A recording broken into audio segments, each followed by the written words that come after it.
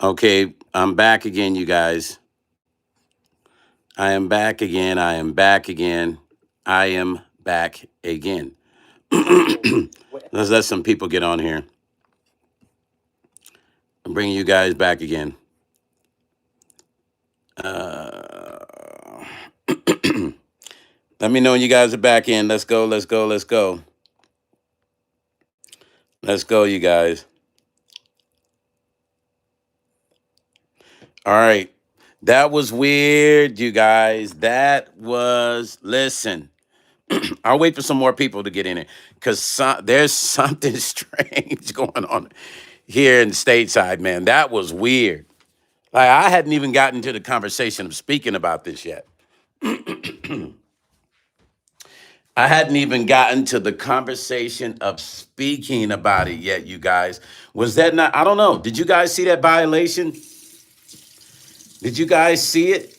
The Big Dice Chronicles, did you see that? They posted that said I was in violation. I went to click on to see where that was coming from, and it wasn't even coming from a channel. No, it's hard to explain. When I clicked it on to see, I'm thinking it was a spam person just posting a violation, saying violation detected. I said in my comment section about fake, why does YouTube allow fake news? Now I'm wondering if that was YouTube saying that I was in violation because it didn't say, it said end this live now. I've never seen that before. Bro, that was crazy. It said end this live now. You're in violation. It said violation detected. I've never seen that. Now, this is the subject I really wanted to talk about, but Shazamay sent me a message, and I said, let me do this. Shazamay. Shazamay, just know that that story is a lie. I think that content creators, that guy seems pretty genuine, but I don't know. I guess it was trending so much he decided to do it, but it's definitely not true. And I was, I was kind of looking, Shazamay, I was looking at the people that were wishing that was true. I said, man, people are crazy. I would never wish nothing on nobody. It doesn't matter who it is, if I like them or not. But I just thought it was interesting that many people were wishing that that was true. But what's tripping me out is it's getting crazy here stateside. We can't. I mean, what happened to our freedom of speech? That's what I'm tripping off of, you guys. I'm tripping off the fact that that falls under the category of freedom of speech, right? Nita, good morning, Nita.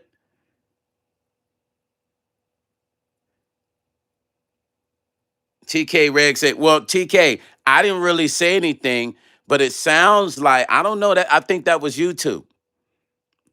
I think it's just their automated system when you use a picture of of your president and I didn't say nothing bad. That's why I watched the title when I said, why does YouTube allow fake? It could be YouTube saying that we don't allow fake. Like, what? That's we detected a violation. You're saying that we allow fake. It could be that triggered it because I put question mark. Why does YouTube allow fake news? And I guess that could have been a violation just by me using that keyword. Maybe they have keywords set up just like we do for our channels. But what I find interesting is that's kind of scary if you can't talk about what you really want to talk about. Summer say you will find out why. Summer I did. They just told me why. They sent that message. But let me do one thing. Let me check my email and see if they've sent me an email. Because YouTube will actually send an email. They usually don't do. That could have been a spammer. That could have possibly been a spammer. It could have been. It could have possibly been somebody spamming. I don't know. Give me 1 second. Nothing from YouTube. I have nothing from YouTube because YouTube will send an email. So maybe that was a random, I don't know, you guys, because if you didn't see it and I'm the only one that saw it, that's kind of strange. Soon as I was going to talk about the story that people made up about, what's trending on Twitter, right? With our president. And then all of a sudden, I hadn't even really gotten to it. And I'm saying it's a lie. But because of the wording, they're saying that violation detected. You're in violation. Shut your live down now, it said. I'm doing good, Dolores. I can't complain. I'm balanced. Sharon said, well, if we are walking into dictatorship, this is exactly what I'm saying, Sharon. We're going to lose that. Think about that, because they are dismantling yes, they are. And that's what I'm thinking of, right? Bridget said, we cannot speak our point of view about orange. A person will be flat. And I was about to speak it in a positive way. I wasn't even speaking bad. Brother T-Rex, what's up, family? Sharon say a lot of weird things are going on, are happening right now. Samaray said it's the AI. It's got to be. It's automated. It's definitely automated. But YouTube has never done that. And YouTube, when they do things, they're going to send you an email immediately. Bridget say the social media, yes, some of the rules have changed. Samaray say, who are going to have power over? Yeah, Samaray, listen. This shit is getting kind of, you know what I mean? It's getting hot in here. Well, I didn't want to do that. Malara, what's up? Okay, we're going to this is the real story I was going to do this morning anyway. I just was going to jump on another one. Samaray said, I cannot talk it. Yeah, because as soon as Minnie, what's happening? Good morning. T-Rex say YouTube looks at this platform as their house. If you say something inside someone's house, you get, yes, exactly. Plus, they're always updating their tiers of service almost daily. We're losing our freedom. Bridget, I believe that slowly. Sharon saying, if your page is not that specific page that usually talks about politics, they could be I don't really talk like that about, I'll throw things in my conversations. My page is kind of like a little bit of everything now. But today, the subject that I did want to talk about was this. Give me a second. We're going to get into this story.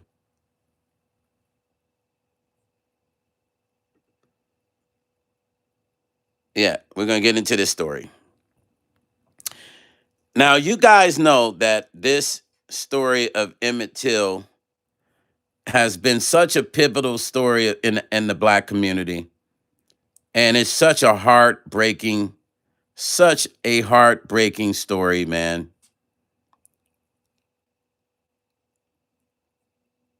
Hold on. Do you guys see, what picture do you see on my live? Do you see my picture? Do you see my picture on my live? Or you see Emmett Till's picture? Man, we're in trouble if we can't speak our piece in our minds, man. It's like, yeah, we definitely headed towards that dictatorship shit. You see my picture? Okay. Okay, I'm not trying to do mine. I need to change this picture out.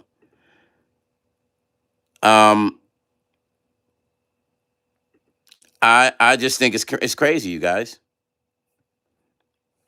Honestly, I'm not gonna lie to you. I just think it's super, super crazy that we're at a point where we can't even speak. Like, we're starting to see that there's certain keywords you can't speak about. We're in strange. No, we're not in strange times. Correction. Hold on. So let me try to change this real quick. Give me 1 second, because I have no idea why this picture has not changed. But please, I just sent you a picture. Can you please email that to me really fast? And we're going to get into this story about Emmett Till, you guys. Oh, and also Victory. This is for Victory. I'm tired of seeing people, and thank you, Victory, for messaging me. And let me tell you what's been happening, you guys. There's been people still trying to keep that truck driver story going like it's like they found the truck driver. This woman that initially put that story out there, she's lost her damn mind. She's actually she's actually trying to make people think he was found now. But I didn't see her put it on her TikTok. I saw it on the YouTube because Victory sent it to me. And that's the same woman that I was telling you guys about. It's a lie, you guys. There's no truck driver named Eric Darnell that was found, passed away, or on a rope. I don't know why this lady keeps lying. And once again, and I've actually had people come into my live that I did about the truck driver saying, you're lying, he's alive. And I'm like, man, be quiet.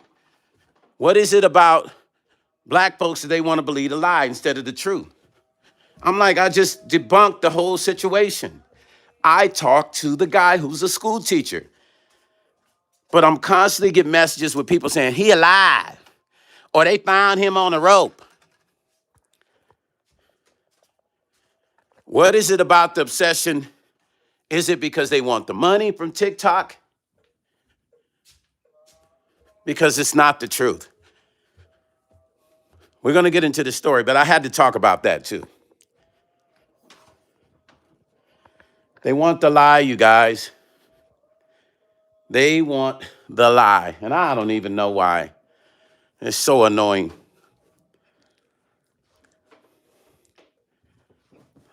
Okay? It's really annoying. So just know this. That truck driver is not, there is no truck driver named Eric Darnell that disappeared. Just please understand that. For those of you that keep commenting on my video, it's not true. Okay? So for those of you that believe, hold on, that the story that I put out to correct it is not the truth, then I don't know what to say. Now, if you hear me huffing and puffing while I'm speaking, I am doing my workout as I'm speaking with you guys, okay? So don't get too like, what's wrong with Stone? You all right, Stone? I am doing perfectly fine. Just doing my little workout, 55. We got to keep it right. The 50 Club. So let's get in. Give me a second. I'm going to play my little background music. And we're going to get into a story that has been a part of the African-American community for many, many years. And some folks feel like there's not been any proper justice done. And some feel like it has been, with most leaning towards it hasn't been. Okay? Let's get the little Cadillac music going. The drop top music. Okay, hold on, you guys. But yeah, I'm so annoyed with these people who they actually respond to my video. They go, yeah, that story you just posted is fake. And I'm like, get off of my comment section and go do proper research. Okay? Do proper research. Okay? Okay, here we go, you guys. Hold on. So, we're going to get into this Emmett Till story. Good morning, Brother William.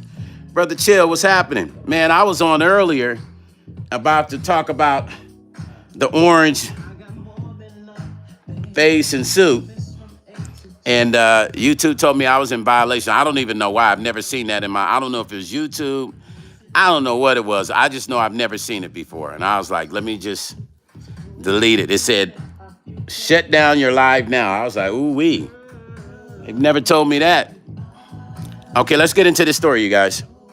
The U.S. released Emmett Till's investigation records ahead of the 70th anniversary of his unaliving.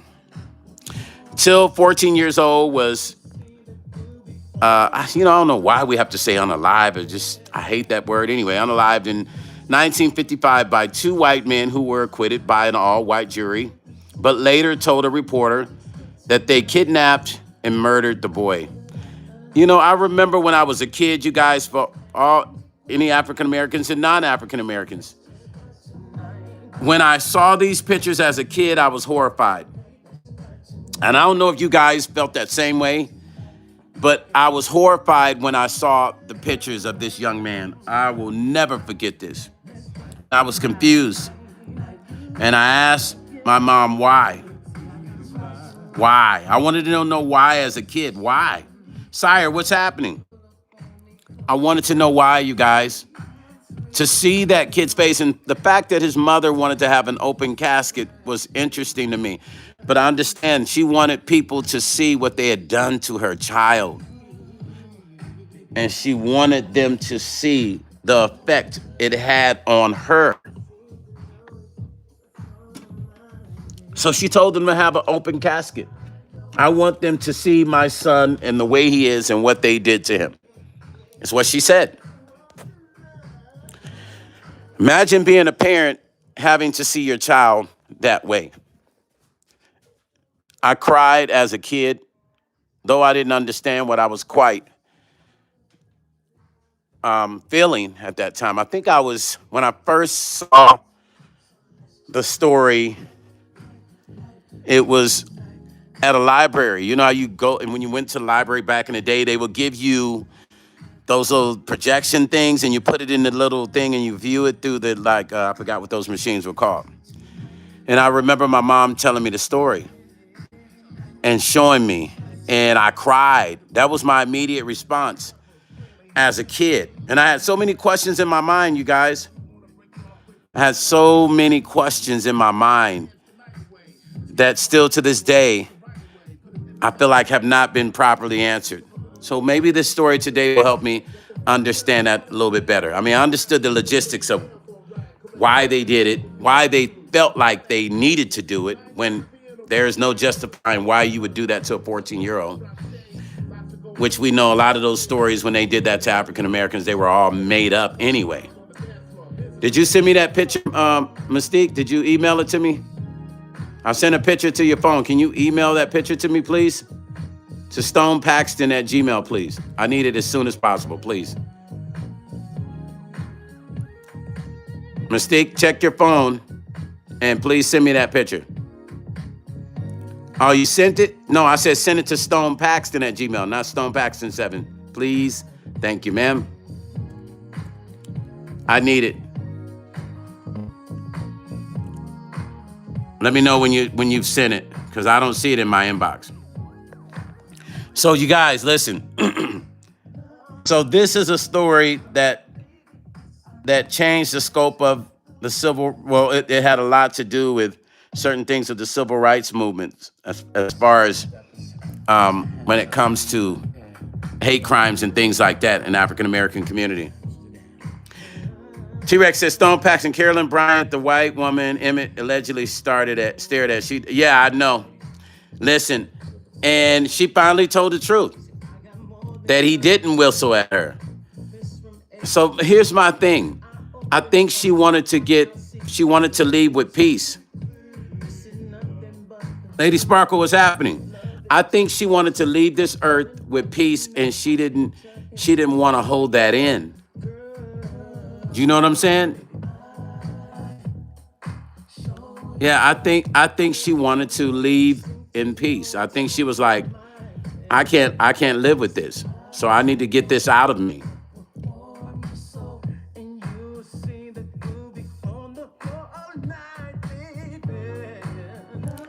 Hold on for a second. Mystique, did you saw that strange message that I got, Mystique? I'm sorry, you guys. We're about to go in. I'm just waiting to get this picture. Did you send it again, Mystique? Now, that message you sent me, Mystique, was that an old message? Like right when I was having that weird message live?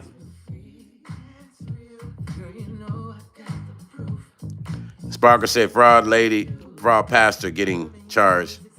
Yeah, a few people have been talking about that. Brenda, thank you. I'm about to get into the story. I was just waiting. Yeah, I didn't get the picture, Mystique, but I sent it to you again. Some reason I didn't get it.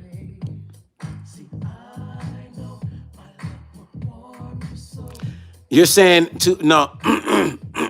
Okay, please be clear, Mystique. When you say two strange messages, when? Just now or during that time? You can say it on the live. What did the message say? I read the first one. Did you see the one when they said, shut your live down now? Now, what did the other message say? I'm going to try to find this photo on here. Don't worry about it. Hold on. First time, and then again in my second video, it came up. In this video, you're saying? I'm confused. You saying it came up in this video? I'm totally confused. First time, second, I don't know what you're talking about, because you're doing just like all the other people do. You're my moderator. You're not being clear. You said speaking in code. Like, come on, y'all. Maybe everybody does this on YouTube. They'll speak in code. They won't really speak out. Cyrus said YouTube wouldn't send a message like that. They would just shut the stream. Exactly. That's why I know it's just kind of weird. But to be on the safe side, I went ahead and shut it down. Now, we're going to talk about this Emmett Till. No, Mystique, I'm asking you, was it in this live? Or are you talking about both messages were in the first live? That's all I'm asking you. Because I'm trying to get this started, but I'm getting held back now. Hold on. She said, I think it's strange message, probably not YouTube. No, I haven't been hacked. No, I haven't. No, what I'm asking you, okay, Mystique, you missed the question again. Let me ask one more time. Is it in this post or was it two messages in the first video that I went live on? I just sent an email to YouTube. So one message was on the first, hold on. One message was on the first live and then another message on your second live. Okay, yeah, well, we know that's bullshit. So, okay, let's get into this story. Here we go. Just days ahead of the 70th anniversary. Just days ahead of the 70th anniversary of his killing, the federal government made public thousands of pages of records Friday on the lynching of Emmett Till. Ladybug says it's a scam. I think so. Cyrus said, I saw it in the post on. Yeah, that's definitely a troll. They messing up my lives. Don't be playing with my lives, y'all trolls. Anyway, the records in the National Archives released by the Civil Rights Cold Case Record Reviews Board detail how the Justice Department, the FBI, and the U.S. Commission on Civil Rights responded to the 1955 unaliving of 14-year-old Till. The records were released in accordance with the Civil Rights Cold Case Records Collection Act of 2018. So I'm shocked that they've actually released records of this case, because back then they would have never done that. And even when the mother wanted to know more, they weren't giving her more information. Our thoughts are with the Till family. His mother would be smiling right now to see that this was released. The National Archives and Record Administration said in the news release that they're sending their thoughts to the parents, to the family. The Chicago teenager was falsely accused of whistling at a white woman at a grocery store in rural Mississippi. Y'all know Mississippi didn't play that back then. Really, a lot of places didn't. The question is did he really do it? And it didn't matter about witnesses, and because there were enough witnesses there to detest that.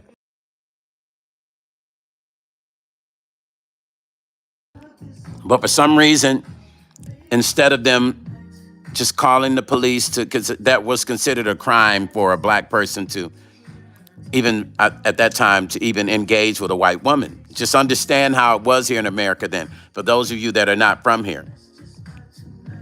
Can you guys hear me well?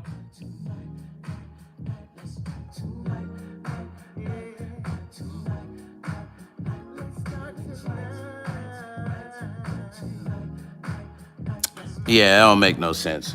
Anyway, it said Till was abducted by a great uncle's from his great uncle's home in pre-dawn hours by Roy Bryant and John William J.W. Millam. The white men tortured and killed Till in a barn in a neighboring county, and his body was later found in the Tallahatchie River. Boy, that's got to be Mystique. If you see that message again, block it. Or if you can find it now, just block it. I'm going back to see if I can see it and completely blocked him from the channel, which is what I should have done.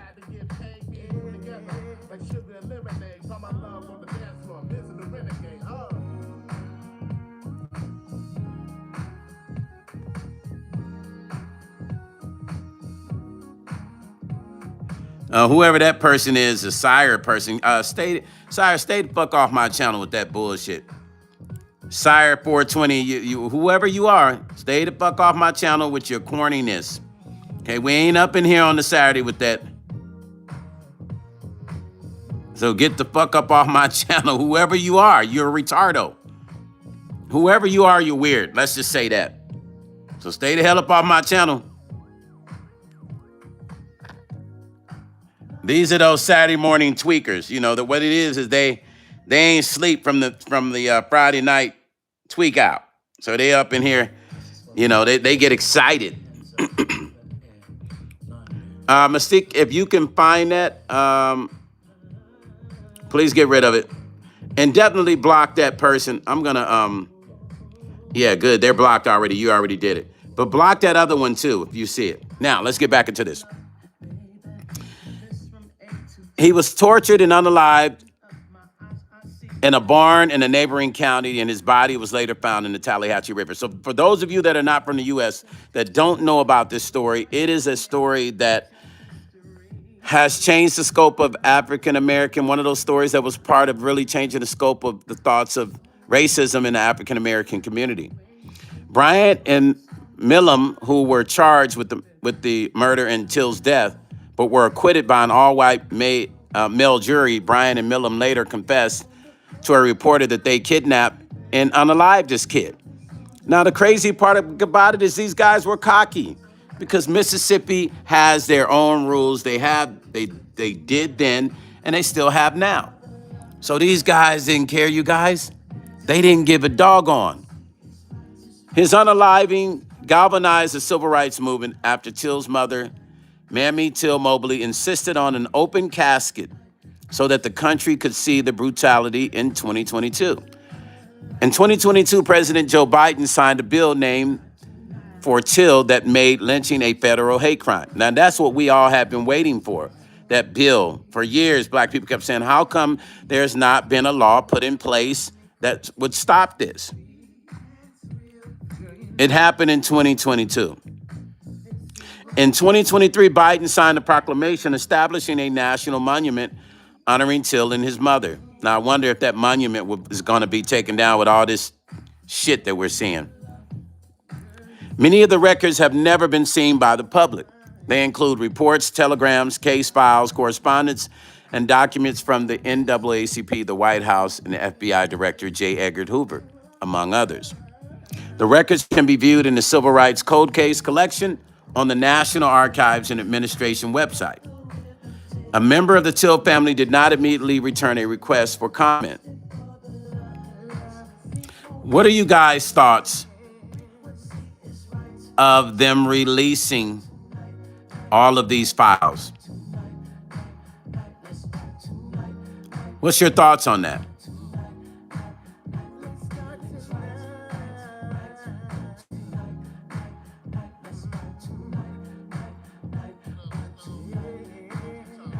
What's your guys' thoughts on that?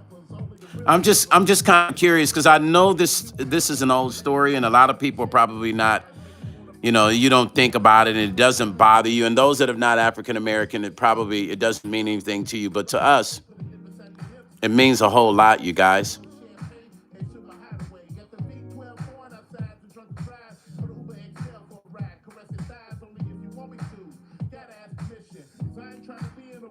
What are you guys' thoughts, man? I mean, it's kind of like too late, but then again, it's good that they did it. Give me your thoughts in the comment section of this.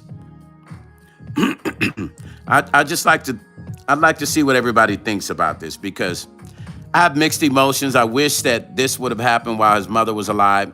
This is something that his mother was trying to get done when she was alive, and Mississippi wasn't having it. And it seems like the government wasn't having it at the same time. And his mother always felt like the FBI had not done enough. She felt like the FBI didn't do enough. This woman passed away heartbroken because of her child, you guys. Dolores said, I think they should have a long time ago. And that woman lied. Yeah, listen. She lied, and then on her deathbed, she told the truth. He never whistled at me. I never whistled at me. Sorry, y'all. I had to put my airplane mode on so I don't get those calls. He never whistled at me. Sharon said, I found out his cousin wrote a book about how they... Yes, he sure did, Sharon. Joyful Bug said, I'm not black, but it does mean something to me. I also wish more would be taught how the accusers lied, but later recanted. Don't hear that part most of the time. Exactly. See, I think she was on her deathbed, and listen, she had black nurses. So you gotta just imagine this, just the dynamic of karma. She was in a nursing home being taken care of by black and Asian nurses, Filipino and black nurses. Can you imagine every time a black nurse came in there to change her diaper, to feed her, to wheel her out to the kitchen area, the area to eat, right? Can you imagine the thoughts that went through her head every day? Seeing a black lady, here comes it. You know she couldn't say it, but in her mind, she was probably thinking it. Because here's a black woman that's taking care of her. And every day she was reminded of Emmett Till. From that day that young man passed, she was reminded of Emmett Till every single day. There's no way she wasn't, you guys.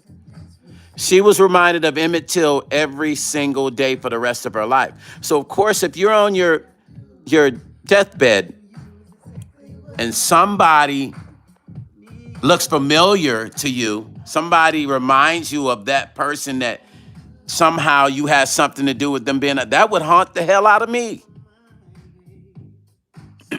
I would be bothered by that every single day. Would you guys not be bothered? I would be completely distraught. So here's the thing. She knew she was not going to be on this earth too long. And she shared this with her children, I think, is what the story was. She shared it with her children. But can you imagine being the descendant of this sort of level of racism? Their father and their mother, even though she tried to correct it by saying, hey, you guys, I'm sorry, but that kid did not whistle at me. Here's this shit's crazy. Because as I'm saying it, I'm thinking, I'm seeing it in my head. In her mind, I can get into heaven if I just admit I was wrong. That's still playing a game. Were you really sorry? Are you just saying that so you can, the last few situations, you can make your way into heaven? What we think is heaven, right?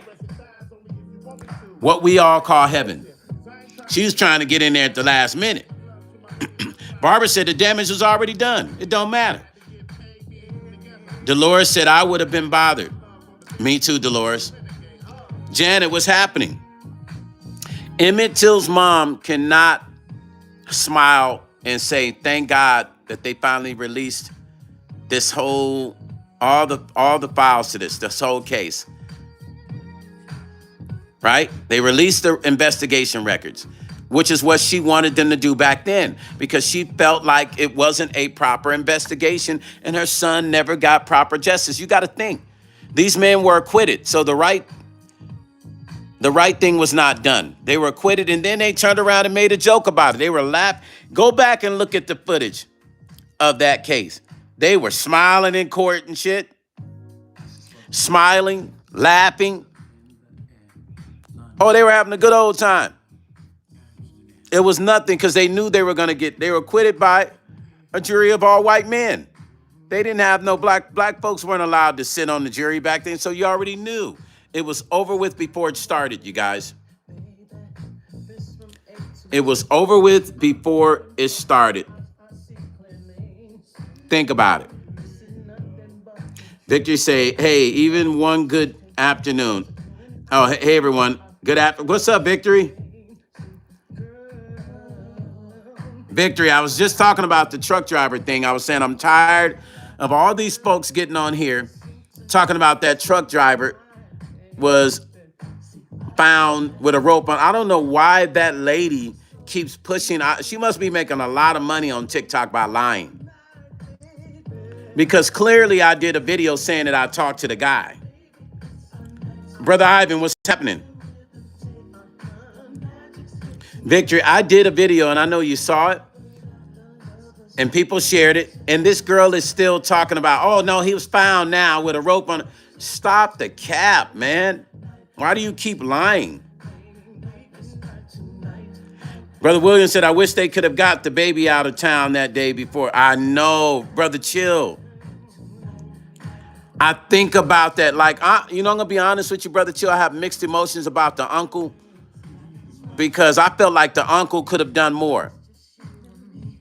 Now, before I even saw the movie, I was like, I'm upset with that uncle because he should have pulled out his pow and been like, nah, y'all ain't doing nothing. Even if he had to handle that business and dry that boy up out of that town. I felt like the uncle became a coward in the moment that he should have stood up. Victor said, I thought it was a different black man that was found. Nah, they trying to say he was found, Victory. That's why she had his picture up there. William Johnson said, I feel the same, bro. Because my thing is, listen, we already know if the uncle had to try to say something, they was gonna, so he might as well go and get his pow and be like, y'all ain't taking my nephew, call the police. Or grabbed his nephew and said, let's get up out of there. Or if once they came home and told the uncle about the whistle, because I think the cousins told the uncle should have just packed his shit then and left town. No, Barbara, they're not talking about a different truck driver. The girl posted the same picture. That truck driver was not found unalive with the load. Goodness gracious. You see how we do as black folks? We will take a story and just, instead of just reading, we just throw it out there. Just like on here, we're spitting out things that are not true. Barbara, no, I'm sorry, sis. That truck driver was not found unalived. Trust me. The one at the junkyard. Y'all stop it, man. This is how stuff goes viral and the lies get out. The guy that dumped off the mulch, no, he was not found unalive. Stop. Y'all, please stop that. Please don't do that. Come on, y'all. We can't do that because what happens is we'll have a person on here listening to that and they'll run to their channel and post what they think that we just said about that when all we're doing is having a conversation. But because one person said it, now you got an idiot who's trying to get views and they'll go post that lie.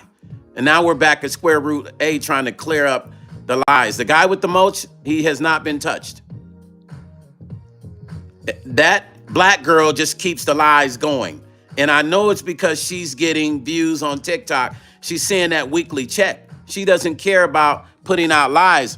When we have a real missing black man, then nobody will pay attention to it because they'll, oh man, that's just another story lie. Then we can't get people to listen because people are telling lies on the truth. So the fake stories they're lying about. And the true stories they abandon and don't, because it doesn't make them any money. Because they just want to make this money. And I'm totally opposed. Like, Victor, you'll be surprised. And Barbara, go on the video. If you go on the video of me talking about correcting the truck driver fake story and look at the comments, there's idiots in there actually telling me, oh, this is fake. He's alive. He's a fake. This is fake. He's not alive. And I'm like, where do they make these people at? What planet are they being made on? Planet Dum Dum? Because I'm like, if I clearly did a video saying that I spoke to the guy, and then people saying, post him on your, bring him on your live to talk. I don't have to bring him on shit. If I spent my time doing the story to correct it, that should stand by itself. Victory said, but stand up for the truth no matter what. Exactly, Victory. Barbara said, I saw your live on. Yeah, Barbara, these it's like we're in the dumb period. And we're really in the period that people don't care. They just want to hustle up money. They don't care. They just want money. So they'll make up a lie. They'll say whatever it takes to get a video trending on TikTok or YouTube. And that's not fair to the real story. Victory said, dummies stop the lies for the money. Exactly. And Barbara said, that's sad. Yeah, Barbara, it's like, so she couldn't, see, once I debunked the story, what she did was trying to talk about the mulch and switch it up. Like the guy with the mulch, this happened to him. I'm like, stop it, man. Like, girl, come on, man. They already talk enough about us black folks. And so you're going to add to the stigmatism of what they think about us by lying all the time. We already have a bad enough rap as it is to clean up of what they think of us. That's not true. And then when our people do this clown stuff, it makes them go, oh yeah, you know, black folks, they just hustlers, thieves, liars, cheaters, you know, troublemakers, real loud mouth. And they get online and lie. And they believe that narrative because we have people like that young lady who keeps the lies going. There's so many things she could be talking about that are positive instead of her lying about a truck driver being unalive when it's not true. Because if I have to share another story about a truck driver, you guys might be like, well, Stone, we don't know what to believe no more. Because there's so many lies out there. We find out a truck driver's something happened to him, and then find out that story wasn't even true. Are you going to even listen to somebody talk about a black truck driver again if they lied about it so much? No, you're not. You're not. You're going to be like, I don't even know whether to believe it anymore. Now, back on the Emmett Till story. Can you guys imagine going to that funeral with an open casket? When I saw the face of that young man, man, it broke my heart. I cried, and I cried again as an adult. You guys understand. The Emmett Till story will set in my spirit for the rest of my life as a story that will touch my heart, and I will pass that story on to other young black kids and kids of other races to understand the level of racism that happens in the world, and especially here in America. These are the things that bother me. Every time I see that picture of that young man in his casket, it is hard for me not to cry. Because I feel his pain. I'm an empath, you guys. So I literally, if somebody's around me that's got a broken leg, I literally feel, it hurts. Somebody in the hospital, I go visit them, I feel their pain. When I look at that young man's picture, to this day, I still break down and cry because I can only imagine what he was going through during the time that was happening. Him calling his mother's name over and over and over again. Him being scared. Time says, Stone, when my father told me about the Emmett Till story, I cried and I didn't even know who the little boy was. But it let me know how white women can get away. Yes, and that seems like every black city that got burned down or a mob took over, it was always behind a story. Have y'all noticed this? Let me notice something. Have you noticed that every story, even Oklahoma, was a white woman saying that something was done there? Listen, Rosewood. It's always a story of a white woman saying that somebody messed with her or tried to mess with her or looked at her. Do you guys realize, have you compared the stories, all those stories from the past? Time said Emmett Till didn't even begin to live his life when alive was thrown when his alive was thrown upon him as a 13. Yes, okay. When it was thrown upon him as a yes, he didn't even get to live long. He didn't even get to, man, I'll tell you, man. And here's the thing. When he came down south, what his uncle should have said to him was, listen, young man, I know you from Chicago. Things are fast paced in Chicago. Victor said, and they hated him in the South, same as some Northerners haters, the Southerners now. Yes, they did. William said, factual, and white women tears are extremely dangerous. Yes, they are. Listen, when he went down south, his uncle should have said, nephew, listen, or grandson, whatever he was to him. I know Chicago's fast paced, but be careful when you're down here. Don't be talking to no white women and do not look at them wrong. That was Uncle's job. Okay, you couldn't protect him afterwards. You surely should have sat down and talked to him before. I hold the uncle fully responsible. I don't care what nobody says. The uncle should have said, nephew, don't come down here with that northern east shit. Don't come down here with that, the swag that you got, young man. Be careful down here. We in the South. The uncle knew that shit. The uncle knew this, you guys. Barbara said, when I saw the 18-year-old Kendrick Johnson, I immediately thought of Emmett Till. I did too. Not as bad as what they did to Emmett, but I felt that same way. All of that stuff makes me cry. But the Emmett Till story just did something to me, and I've never been the same through the years. I've never been the same through the years. You know what I'm saying? Like, I thought that I was over it as a kid, but then when I saw it as an adult, the movie, I cried again. William said, I agree the family in the South failed. Yeah, they failed him big time because the first thing they should have did is set him down and had a conversation with him. I've had family in the South that when I went down South, they let me know. Brother Time says, Stone and family, may God keep y'all blessings each and every day. I have a blessed day and amazing Labor Day weekend with your family. Yes, sir, we sure will. Listen, you guys. I've had family in the South. And when you go down there, I've had uncles or cousins or, even the neighbors say, young man, be careful now. You in the South. How many of us have had the elders tell us that? Hit those hearts, you guys, and make sure, hit the hearts, you guys. Come on, hit those hearts. Let's keep this algorithm boosted. Let's go. How many family members have told us that when we went down south, you guys? So, the uncle failed him. It definitely failed him in a major way. And he had no answers for Emmett's mom.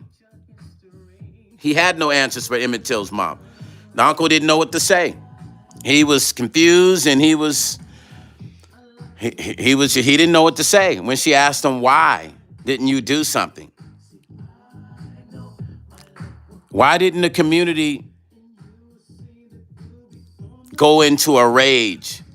There were a lot of African Americans back then in that town. Everybody was scared. Everybody was scared, you guys. That's what the problem was. Everybody was scared.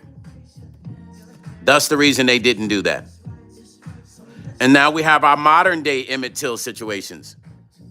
Time said, when I went to Alabama to visit my uncle, when I visited my uncle Play, is that what his name was? She told me, when you drive, do not drive on this part of town and make sure you're on the road when the sun is, she brought you up to speed.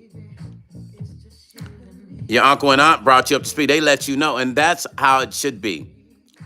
It should be that way. It's kind of like walking. When you're in the South, it's walking completely blind. It's walking blind, you guys. It's strange, but true.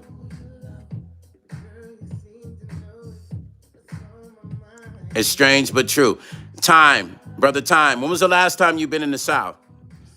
I think I told you guys when I did that promotional radio tour in the South. I'm hoping my internet's still connected. You guys still hearing me, right? I did a promotional tour for my album in the South, you guys. And it was strange, man. Like some of the things that was happening when I was in the South, I was really worried about driving through the South by myself. Okay, Spit 1410 said, yes, thank you, family. I appreciate you. When I was in the South, I did a radio promotional tour to promote my single. Okay, and I was really worried about driving through the South. Janet says, yes. Ty, what's up, cuzzo? Ty said, from the dirty South, born and raised, exactly. I was worried about driving through the South, you guys. I was in Alabama. I was in Mississippi. And I was worried about driving by myself. And I don't know, I kind of freaked myself out about it a little bit before I went, and I kept trying to avoid it until my publicist said, you got to go on the road on this date. We've already set it up. You got to do your ABC ABC and NBC morning TV and radio. And I was trying to figure out 200 reasons why I didn't want to go, because I wasn't going with my crew. I was going with myself. There wasn't going to be typical number of people that would typically be with me when I go on the road. So I called a friend of mine up, Kenyatta. And I didn't know that the first date I was doing was in Dothan, Alabama. Now, I had no idea he lived there. So I messaged him and I said, hey, I'm coming to the South. I don't know where you live at, but my first date is in Dothan, Alabama. I'm doing the ABC morning show. And he said, oh, man, I live in Dothan. I said, what? He said, yeah. He said, man, look, I'll hang with you. He said, I'll hang with you for all the dates that you're doing the morning shows. And I said, cool. Okay, you're going to go with me? He said, yeah. So I was excited because I was like, cool, I'm not going to be by myself in the South, driving around at night, going from city to city. I was really worried about that.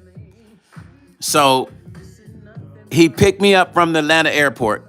Yeah, I came in Atlanta. He picked me up from the Atlanta airport. And then we headed out where we needed to head out. And I was going to stay, I don't know, I think I stayed one night with him. He literally lived in Dothan. And then I looked up the history of Dothan. I was like, oh, this city wasn't really a cool city to be in back in the day. Back in the day, this wasn't one of those cities where you really chill out as a black person anyway. So I did the interview in Dothan, and it went great. You know, it was weird. You know, it was pretty much like this small country town. I did the interview on TV, and it went great. The ladies were very nice at the television network. I did my radio interview after that. So I was doing TV shows in the morning. I would be on TV in the morning, and then I would do my radio in the afternoon. Everything went good at that first one. Predominantly, all of them went good. It's just some weird things happened, but it wasn't in the South that this happened in. So then I did, goodness, where did I do? Rosa Parks town. I can't even remember the name of it. I did Rosa Parks City, where she was born. And I can't remember the name of that town. I don't know how I forgot it that quick. But I did that city, and then that went great. The morning show, everybody that worked there were African American. The head lady there over the network, she was African American. I was like, oh, this is cool. So then my buddy tells me, he said, I can't take you to Jackson, Mississippi, because I have to go back to work. And we had already planned, he had planned to be with me the whole week in the South. And so I'm thinking, he said, I could take you to a place to get a rental car. T-Rex said, was it still illegal for blacks to own pow-pows back in, no, it wasn't. Back then, I don't think so, T-Rex. From what I've read before, no, not at all. I mean, some of them had it in their homes, but I don't think they were allowed to really have it, but some of them still did. Ty said, typically, you don't want to be out after 12:30 midnight in the South. Exactly, as if you got the Hugh Southern route. Listen, cuzzo, I was driving through that South. So let me tell you, and I was worried about having to drive by myself. So my buddy says, listen, after, where's Rosa Parks born at? I forgot where we were at. I was doing that morning show in her town, the back of the bus town. Dang, how could I forget that? How could I forget that town? I just literally went blank. Anyway, I was in Rosa Parks in her city. Did that morning show, went good. Then my buddy out of the blue tells me, "Oh, I can't take you to Mississippi." I said, "What?" He said, "Yeah, I can't take you to I had to go to Biloxi. I had to go to Biloxi first, right?"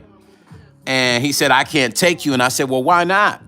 He said, "Oh, because he worked for a trucking company." He says, "I got to go back to work." Dang. He said, "Man, I plan to spend this whole radio promotional tour with you, but I can't." He said, "I could take you to a rental company." Now, you know what was in my mind. Now, I ain't no scary cat, y'all. I'm just a careful person. So don't misunderstand a mistake being scared for being careful. I was like, I'm in the South, and I've never driven through the South by myself, right? No, not Tuskegee. The back of the bus situation didn't happen in Tuskegee. I forgot the name. I forgot where it happened at. It's where she was living at when she forbid to get on the back of the bus. I just can't remember. It's on the tip of my tongue. And I don't even know how I forgot that because I'm a history buff. Anyway, so he tells me at the television network in that city where Rosa Parks, the back of the bus thing was at, he says, "I can't take you to Biloxi." And so I'm like, damn, man. So now I got to figure out if I'm going to get a rental car. So I checked on flights. You wouldn't believe from that city to Biloxi was like freaking $1,000 to fly. And I didn't want to spend that money. I was like, man, I'm not going to spend no $1,000 to get to Biloxi. And then I got to go to Jackson. Then I started saying, dang, I should have just got a Sprinter van and took about 4 people with me and I would have been good. Montgomery, there you go, Victory, thank you. So from Montgomery to Biloxi, the ticket was like $1,000 to fly. And I'm like, I'm not spending $1,000 to fly. I'm just not doing it. And so my buddy said, well, I'll take you and drop you off at this rental place. And I looked at him and I've been showing him my reception as we were driving through the South. And I said, bro, can you imagine if I'd have drove? Look at my reception. If my GPS had went out, I would have been in trouble. So I was telling him that during the whole time we were together. So I look at him at that station in Montgomery and I say, bro, I'm not renting no car. He said, it'd just be cheaper. I said, nah, I said, nah, I'm not renting no car and driving through the South. I'm not doing it. So I had this crazy idea of, man, I wonder how much an Uber would cost from Montgomery to Biloxi. Y'all won't believe this. You guys are gonna crack up. I've never done this in my life. I took an Uber from Montgomery, Alabama.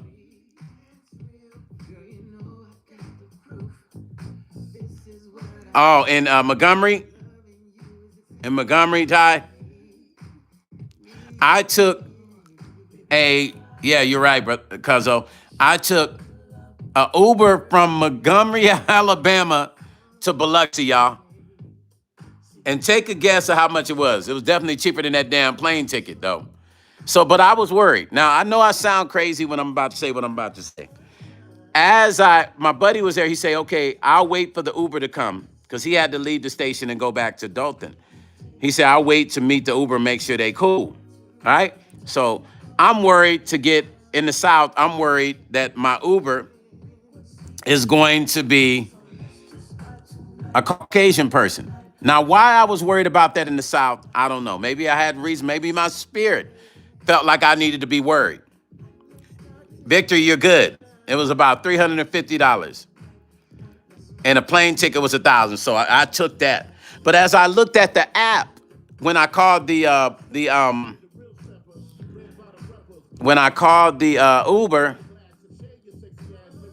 was a black lady. And the crazy part about it is she lived next to Rosa Parks, where Rosa Parks grew up. The whole thing was crazy.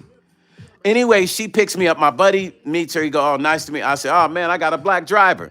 So she picks me up. She said, do you mind if I pick up my son? I know she didn't want to feel uncomfortable taking that long ride, but she also didn't want to miss that money. So I said to her, no, I'm cool. You know, if you want to pick up your son, I'm good with that. I said, we could do that. You could pick your son up. I'm okay with that. So she went to her house and she said, oh, Rosa Parks lives next door.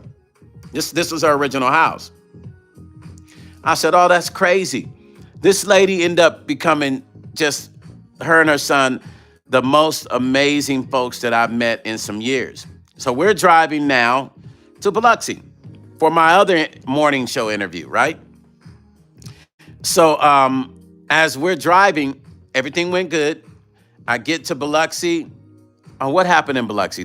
No, Biloxi was actually cool. Biloxi was cool. Everybody there was cool. It was a cool vibe. It was a cool vibe in Biloxi. I did my performance, and then I did my radio interview in Biloxi. Everything went super great in Biloxi. I actually like Biloxi, Mississippi. Ty said, all our roots started there, then throughout the South. Every time I drive or go through there, I break down, and I know, cuzzo. I walked out on the beach, cuzzo. I walked out on the beach. I took in the air of Biloxi while I was there. Ate at this cool restaurant across from the beach. The black folks in Biloxi were just amazing. Good morning, Chef Banner in the house, Chef Banner. Listen, the black folks in Biloxi were amazing. They were amazing, you guys. They were just so super cool and chill, man. Sharp, intelligent. I did the morning show, ABC, NBC performance, and then I went over to the radio station and did my interview. It was all with, I had this lady that interviewed me called, I forgot her name. I just went blank too. Dang, she's right. I still see her on my timeline on Facebook, but I can't believe I just totally forgot her name. Anyway, she was cool. Everybody at the station was cool. Everybody. So next city was Jackson, Mississippi. So this lady says to me, are you going to take another Uber? Because we would love to go with you. This is fun.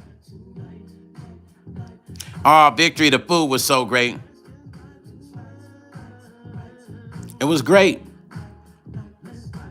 So she says to me, do you mind if we drive you to Jackson? She said, I love this. This is so fun. So much fun seeing an artist do the artist thing, the interviews. And I said, yes, ma'am. I said, yeah. So her and her son, I said, can I just pay you cash instead of, putting it on the Uber meter thing, right? And she says, absolutely. So they drive me to Jackson. Now here's, I don't know, sometimes you can manifest negative energy because I was worried about the South. Here I am worried about the South. Now we're heading from Biloxi to Jackson. I'm in the back seat. I'm halfway falling asleep. And I hear the son say, I guess he's on the phone talking to somebody. He goes, what, Auntie? They burned a cross where? Really? I wake up. Right when I hear the word burn a cross, I said, what the? I'm waking up like, what the? Burn a cross. I wake up and I'm like, burning a cross. And I said, excuse me. I said, I'm not trying to be nosy or nothing, but did I just hear you say something about burning a cross?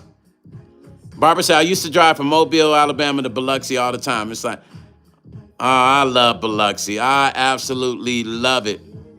That's going to be one of my vacation spots. Carmichael said, did you take the I-10 or the 6-5 to 5-9? I think the 6-5, I think, because it was a lot of small towns. Carr Mitchell, was a lot of small towns, right? So I hear him say something about burning of a cross in somebody's yard. So I wake up and I said, excuse me. I said, I'm not trying to be nosy or nothing, but young man, did you just say something about somebody burn a cross in somebody's yard? He said, yeah. He said, yeah. I said, man, what's that about? Because I'm like, what the hell's going on? He said, oh, my aunt just said, they just burned a cross in this black dude's yard for dating this white girl. I said, well, where is that place at? His mom said, oh, we're about to pass it. We're about 10 minutes away. So I say, well, listen, we don't have to stop there for no gas, do we? She said, well, I said, well, can we make it to the next major spot before we stop? I don't even want to stop in that town. I said, they still burning crosses in yards here? They said, yeah. I just couldn't fathom that, y'all. Now, let me tell you something about Las Vegas. This had to be maybe 1990, I don't know, somewhere in the 90s. And here in Henderson, Nevada, in Las Vegas. Carmichael said, I know, right? I'm from Greenville, Alabama. Yo, Carr Mitchell, let me tell you, bro, that had my head spinning. But then again, it happened right here in Vegas. In the 90s out here, somebody in Henderson burnt a cross in a black person's yard. I will never forget it. And I just couldn't believe it when it happened. Here in Henderson, Nevada, that happened in the 90s. Somebody burned a cross in a black person's yard. And if you know Vegas, Henderson has a stigmatism about it that goes way back. You got to remember, it was only about 50 years ago that black people couldn't even go on the Strip. That wasn't that long ago. Black people weren't even allowed to perform on the Las Vegas Strip at all. They were not allowed to perform on the Strip in Las Vegas. Ty said, cuz they still hanging us in small town in Georgia. Yep. They about got me 2 years ago. Are you serious, cuzzo? What happened? Victor say, thankful to all of our ancestors that marched for the change and still marching. Yo, cuzzo, what happened? We have to be careful. People think because you're on the West Coast, stuff like that doesn't happen. Not just the South. This stuff is spaced out all over the place, you guys. Victory said, true. Yep, Victory. 50 years ago, black folks couldn't even go on this strip here. Cuzzo Ty said, yeah, my car broke down in a small town. Ooh-wee.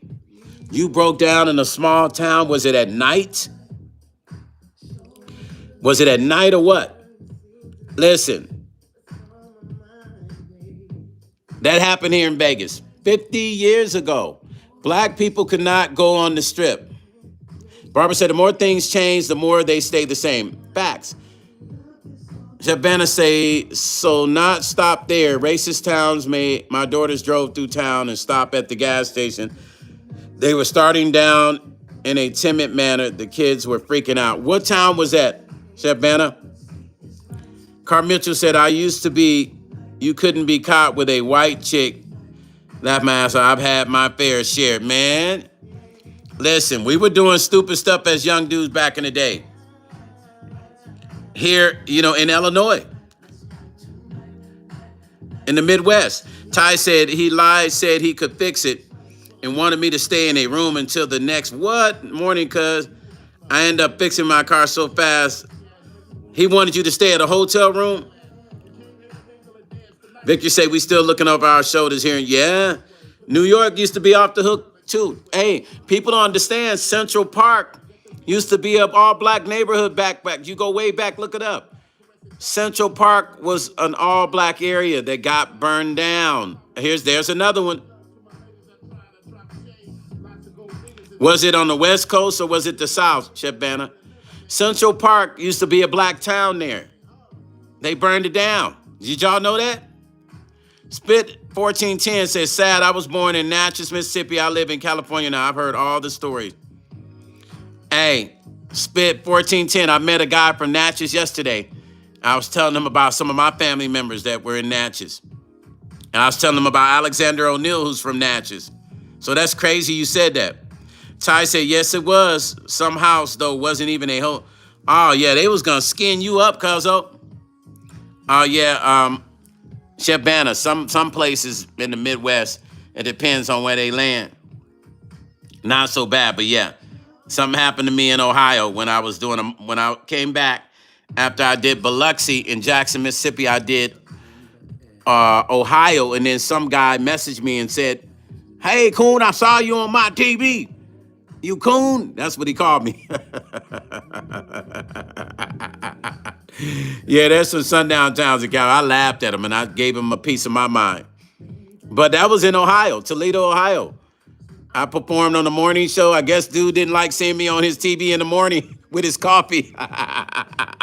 Listen, you guys, he was upset about that. Carl Mitchell said, I'm in Ohio now. That shit coming exactly. Hey, Carl Mitchell, let me tell you something. Toledo blew my mind. I had a black Uber driver in Toledo.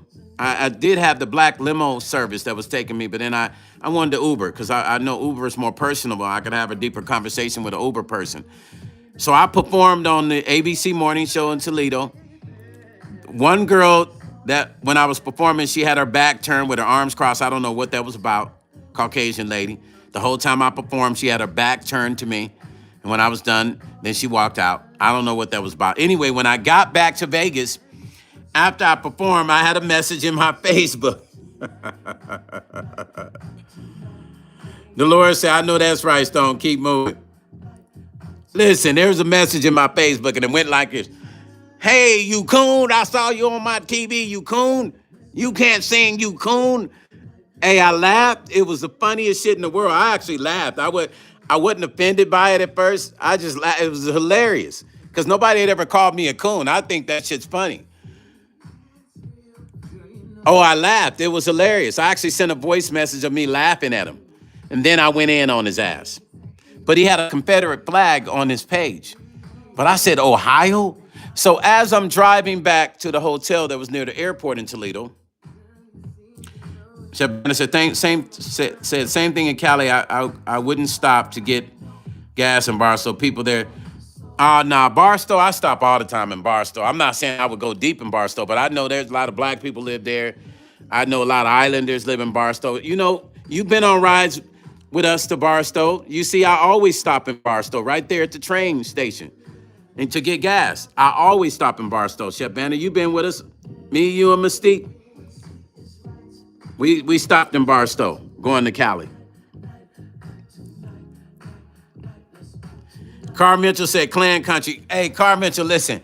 So the driver was telling me in Toledo, I say, hey, where's the black neighborhoods, right? And I said, where's the black clubs? He said, man, ain't no black clubs here. I said, bro, get out of here. Just take me by the black clubs. He said, I'm telling you, ain't none. I said, well, where do black people go to hang out? He said, at their house in the basement. I said, drive me through the black neighborhood. Man, he drove me through the black neighborhood. I thought I was in Mississippi, 1958. With the houses with the big porch, you could see under it. That's how it looked in Toledo in the urban neighborhoods, in the black neighborhoods. And I didn't realize how bad crystal meth was in Toledo. And he said all the black people gather at each other's house. I still can't believe it. That was 20, oh my goodness. Was that 2018, 2019? 2018? Yeah, that was 2018, y'all.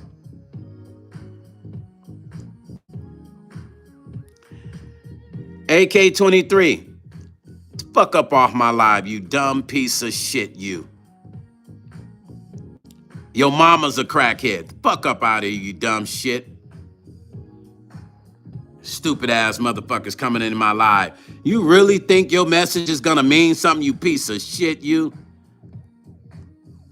Who you think you talking to? You don't know anything about me, you piece of shit. Dumbass motherfucker, you. You retarded. You got no subscribers on your channel, but you want to make up a fake channel and come in my channel and troll. Get the fuck up out of here. That right there is a sign of a real dummy, you guys. Y'all want to see a real dummy? This person here. Well, Mystique blocked it before I could say anything. Goodness. You get your dumb pieces of shit, the peanut head motherfuckers that come up in here and think they want to say some shit. Don't know nothing about me. See, I ain't even showing my face today. And they still want to get on here with the bullshit. Anyway, so being in Toledo, I didn't realize that Toledo was the way it was. Spit 1410 say, get off this channel, only positive. Exactly. Spit, what a dumbass. Wake up in the morning with nothing to do. No girlfriend, no life. But your life is just getting on YouTube trolling people. That's what a great life. You have a great life, my friend. Whoever you are, and whoever the ones are that troll people, you're miserable and you're unhappy. And I feel sorry for your dumb ass. I really do. Because that's exactly what you are. A dumb ass and a dumb piece of shit. Exactly, because like, what was the point of saying? It didn't even make any sense. Like, it's like, that's how he shows how dumb that person is. Time said Toledo looks worse than Detroit, and I thought I'd never seen nothing. Brother Time, listen, Toledo had me confused. I really thought I had stepped into a time warp. I haven't seen anything like that, honestly, no joke, since the 70s. It took me back to the South in the 70s. And then the guy began to tell me that there's no black clubs downtown, and black people know that they're not allowed to go downtown. So I asked him, I said, well, why? He said, man, I don't know. Just black people know not to go downtown. I said, bro, you're kidding me. I said, bro, it's 2000 and something, 2018. He said, yeah, it don't matter here, man. I said, bro, I feel like I just stepped in a time warp. He said, yeah, man, that's how it is here. He said, man, it's just, it's like that here. He said, you should come here and open a club. I said, yeah. He said, man, I'm sure it'd be money.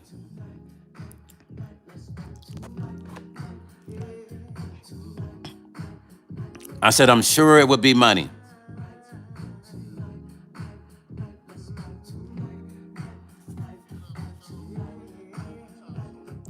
Time said, Stone, how's it like that I am looking at this is crazy because of the 60s and 70s. We're like, this Lord Jesus Toledo needs help. Brother Time, I know. Ty, my cousin Ty said it's like that in Des Moines, Iowa as well. Brother Time, you would think, like, I always tell black people, you want a reality check, please go to Toledo.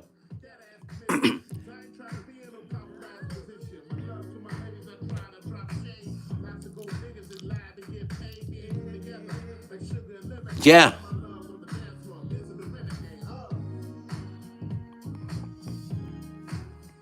Yeah, for real. We need to go to Toledo, Ohio. I'm sorry, you guys. Go to Toledo, Ohio to get a reality check. All black folks, just pull up through Toledo and drive through the black neighborhood. I promise you. If you live in anything better than that, you're going to appreciate everything you have. Because when we drove through that neighborhood, my jaws dropped. And then the guy tells me, be careful getting out, going to get something to eat. He told me that I would get robbed. Dot to the J, what's up, family? He told me, he said, man, you'll get robbed, bro. When you guys coming in, make sure you hit that thumbs up, family. I said, I'll get robbed. He said, yeah, man, be careful. You go out to, you go into a fast food, getting out of your car. He said, even me pulling up, we got to be careful. He said, yeah, the drugs are bad here. We're still living in it, y'all. We're still living in it, you guys. It's crazy. But yet, you sit back and you go, all the stuff that African Americans go through, we seem to always pull through. Dot to the J say, Cam, what up? Brother Time said, do my birthday, have an amazing Labor Day weekend. Oh, it's your birthday? Happy birthday, Brother Time. Listen, even regardless of the extermination of African Americans, we still have been able to make it through from the extermination starting in Africa up to now. But they constantly still try to somehow exterminate us spiritually or physically. We have still been able to make it through. Yeah, happy birthday, Brother Time. You guys, we still been able to uphold and still hold on through the tough times. We still been making it through. Because we're resilient. We're resilient people. We're resilient 100% from the core, from our DNA. That's the reason why they try to destroy and dismantle us, and we bounce back every time. I don't want to compare it to the survival of roaches, because that would be disrespectful to our people. But when I just look at how these, how the roaches have been able to survive and people exterminate them and get rid of them, I'm not comparing us to that, but we are resilient. And they have been trying to exterminate us on that sort of level. Victory put the laughing. They have been trying to exterminate us on that level. It's the truth. Just look at the cycle of life with us. And this goes way back. We have been surviving. And I know they got to be like, man, what the hell? The hell their bodies made of? What's in their bodies? We need to experiment again. Oh, he said, no, it's not my birthday. It's in January. Did I say something? Oh, we thought it was your birthday. I'm a Pisces.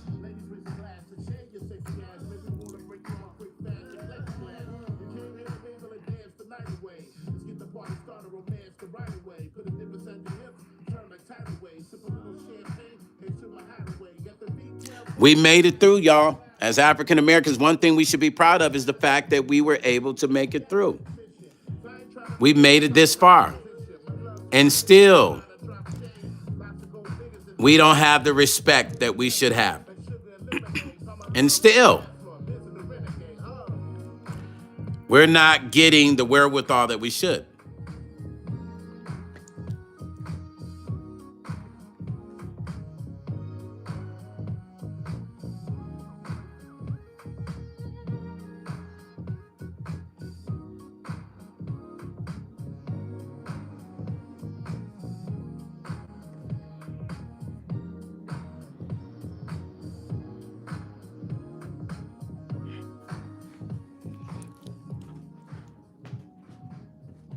Hey, you guys want to hear an interesting story?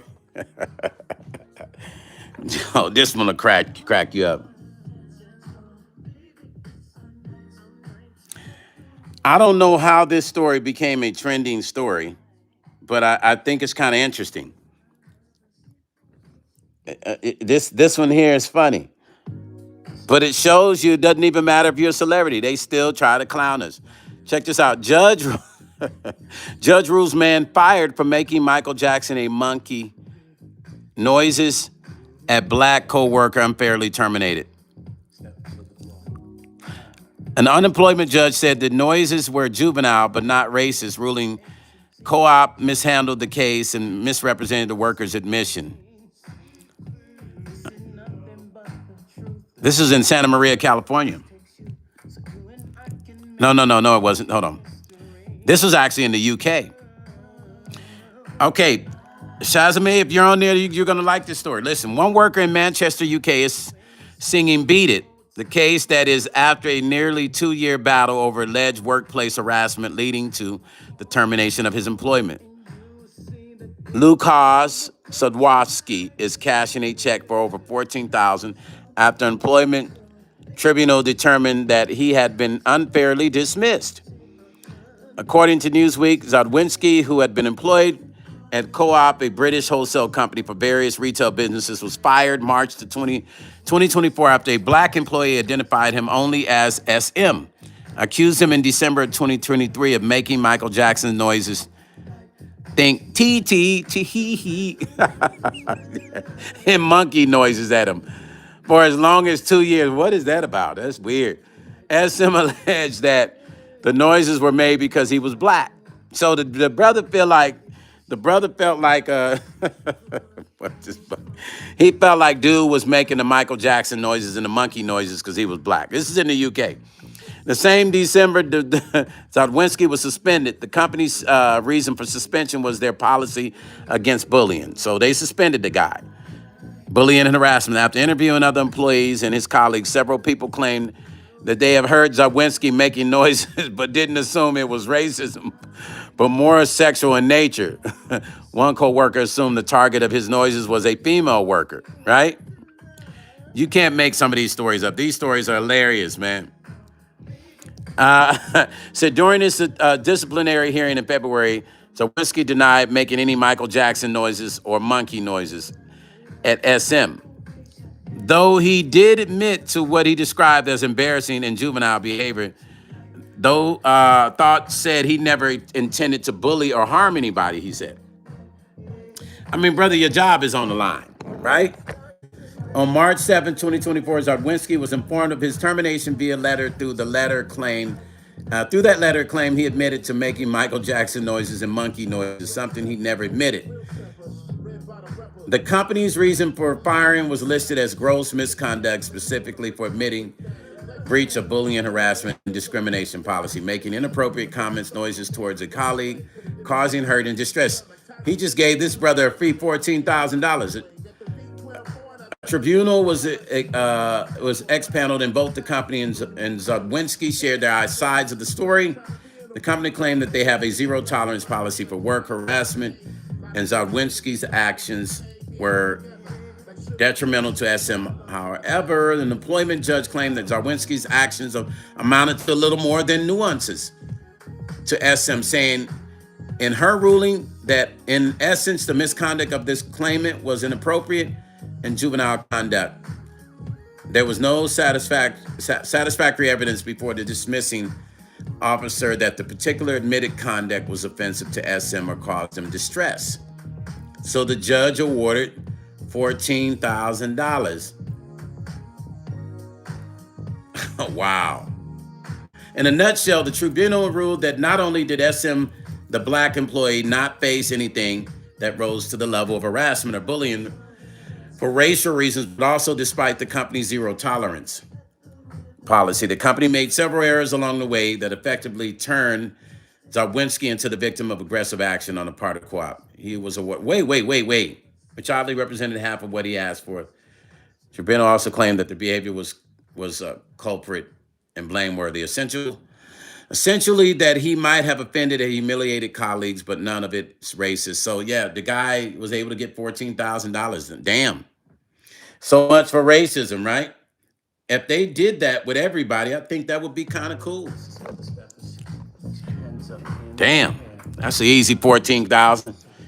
Off of this dude was saying, hee, and making monkey sound. Boy, I tell you, boy, they don't have nothing else better to do, you guys. Nothing else better to do. Listen, what are you guys gonna be doing for your holiday weekend? I'm not doing nothing, probably just in the studio working and doing what I do best, and probably gonna go live in the studio as well. But I wanted to get on and talk about that. I really wanted to talk about that Trump situation, but some weird troll person, whoever it was, came in my live and did something weird, had me kind of freaked out a little bit. I wasn't sure what that was about. And so we went on to the Emmett Till story and covered that story about Emmett Till and them opening those files to the public finally after his mom has passed away.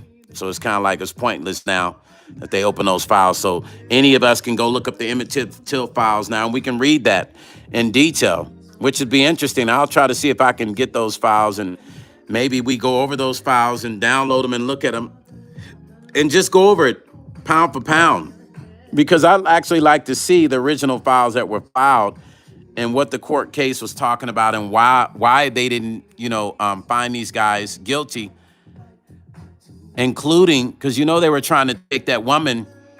They were trying to charge her. I think when she passed away and she admitted what she did, they were actually trying to charge her for that. But she ended up passing away. But she did admit that the kid did not whistle at her, right before she passed away. So, hey, I guess in hindsight, she made it right in her eyes, right? She made it right in her eyes, you guys. Look, peace and love, Stone Paxton, music and life. I will catch you guys later. I'm going to get off here. I wanted to get on here a little bit and holler at y'all on a Saturday morning. Enjoy your weekend. Enjoy your holiday. But I might come on later in the studio. I'll holler at you guys, all right? Peace and love, and I'm out. Ciao.